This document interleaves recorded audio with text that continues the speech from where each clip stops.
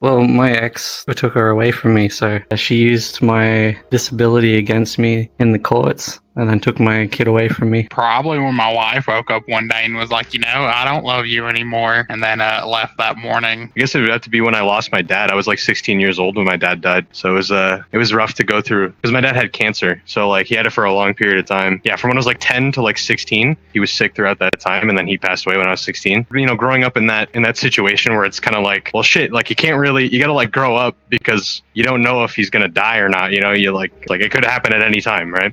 Dad left, but he told me the line was long, so he'll come back eventually. Life itself is full of stress. Sometimes we need something just to curb the stress. Why do we get on VR chat? To escape the depressing world out there that we live in. To be honest, I really enjoy virtual reality, and the reason being is because I use it to get away from the current reality that we live in sometimes. It's not like I hate the other world. I'm not saying that. I just need to escape it once in a while. You know what I'm saying? So I had a behavioral, like emotional disorder that is really severe called borderline personality disorder, and it can make you schizophrenic, and it did with me. I had a wife though, basically for like almost 9 years. Okay. And I like really loved her, and she was really nice, super nice. Okay. She like tolerated me for a long time, but something was going on with me and I had no idea what was going on. And I'm terrified she's going to leave me, all these different things, right? She's had mental illness in her family too. So I don't want to burden her with what's going on with me, but I just slowly get worse and worse and worse. And I slowly,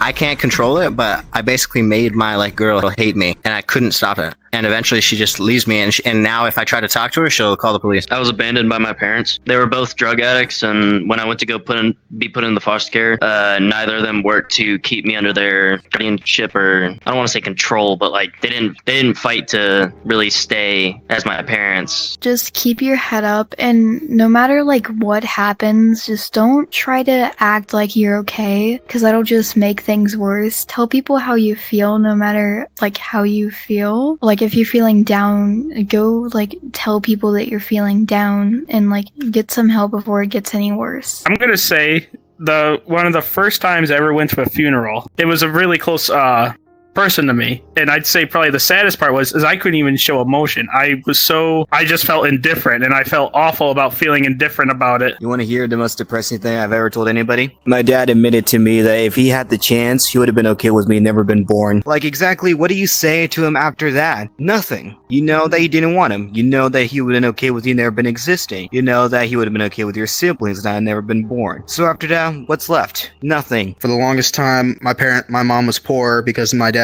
threw us out of the house when I was younger. Anyway, don't ever try to fail. Don't give up. Push through it. Push through the pain and all this shit like that. If I'm with friends and we're all having a good time, we're partying, it's late at night, everybody's laughing, giggling, there's sort of it's like a reminder that, man, this is only going to happen once. There won't be anything like it. And it gives a lot of meaning to things like that. But then there's some times where you're just sitting there, you're sad. It's 3 a.m. You're crying in your pillow and it's like, man, I still gotta fucking die. I ain't even hit that shit yet. I'm just here. Like, this already sucks. So for me, it definitely goes both ways. Shit happens, man. She's gonna turn 18 one day and then wonder who her father is. Yeah, man. That's how I got through it. I got autism, so like they kind of favor the mother in those situations. So because I didn't have a lot of money at the time, I had to like represent myself in a way. She had a lawyer on the other hand, and she basically got whatever she wanted, where I was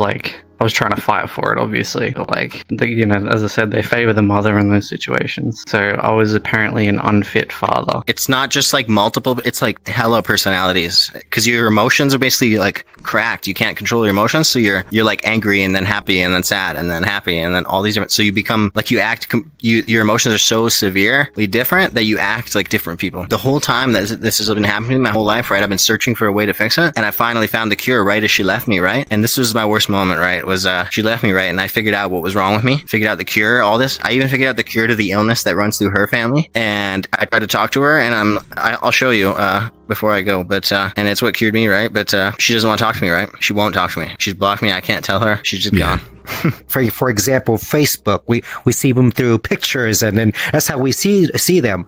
But here we see each other like as an avatar. I see you as an avatar, you see me as an avatar, but we, let's just It's a form of a way of escaping and just meeting new people. That's just I think it's a good thing. I mean, it's VR is actually maturing. Is getting better and better. I'm glad Facebook came up with this. It's actually pretty cool. I like it.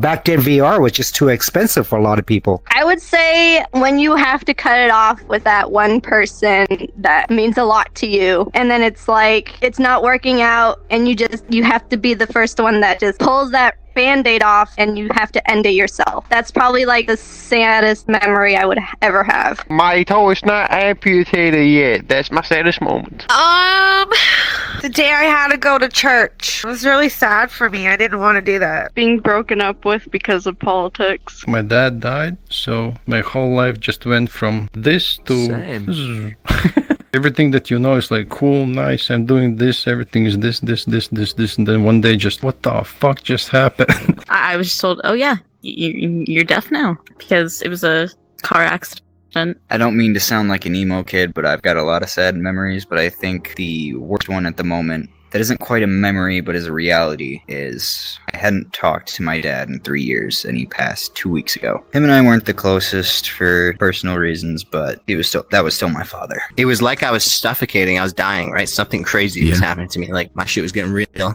and I'm like fighting to get back to reality, and she doesn't understand. And I finally like figure it out, and it's right before it's like time is running out. Go, and I just run, right? I'm running, trying to get her. I'm like begging her to talk to me and all this, and it doesn't work.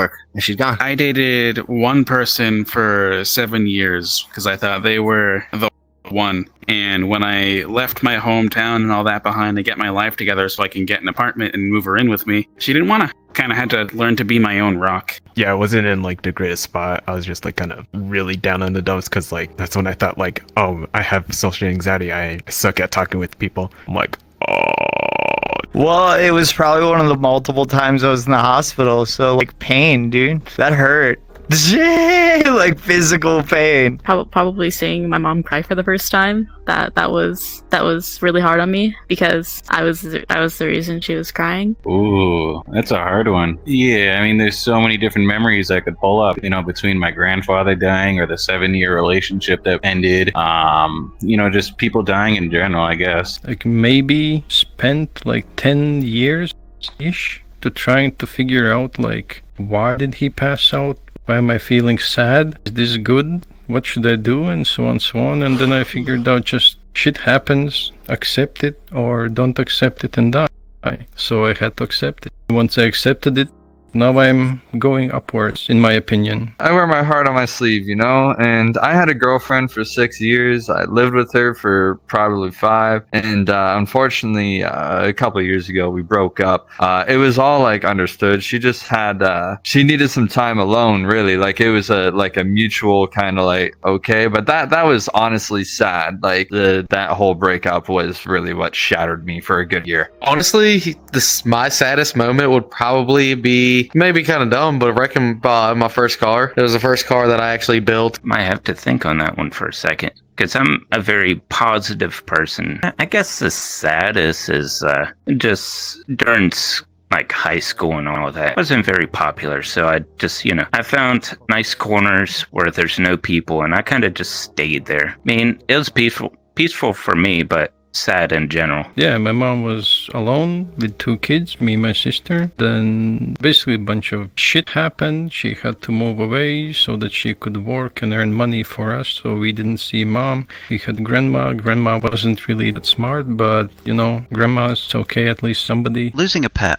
definitely. There's no excuse for losing a pet. I think God's cruel when he does that to you. Let's say pets, unlike people, I think pets can really be pure no matter what, whereas, people can sometimes be good, sometimes be bad. A pet's always going to be that amazing thing to you, so losing it, it's always just going to be that much worse. Is it really worth being sad over the thing that I'm sad because of? Is it really worth being sad over something minuscule? Hate less, love more. Stop being an asshole.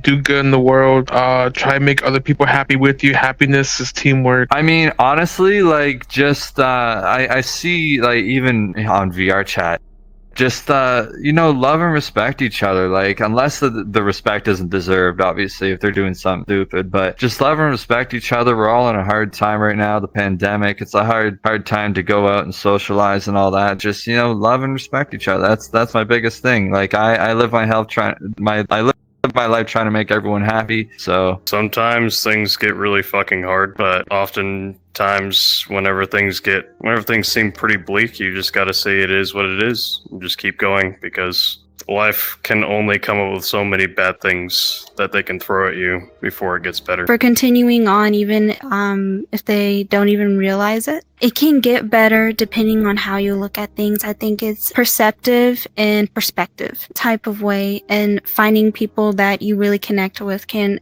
really help with the times that we're in, and can make things feel a lot better than what they actually are. I think that's the message that I'd like to end with. You all are beautiful, and I hope you guys have an amazing day. Kindness is contagious. When you are kind, you inspire others. Be the spark. Spreading kindness merchandise available now.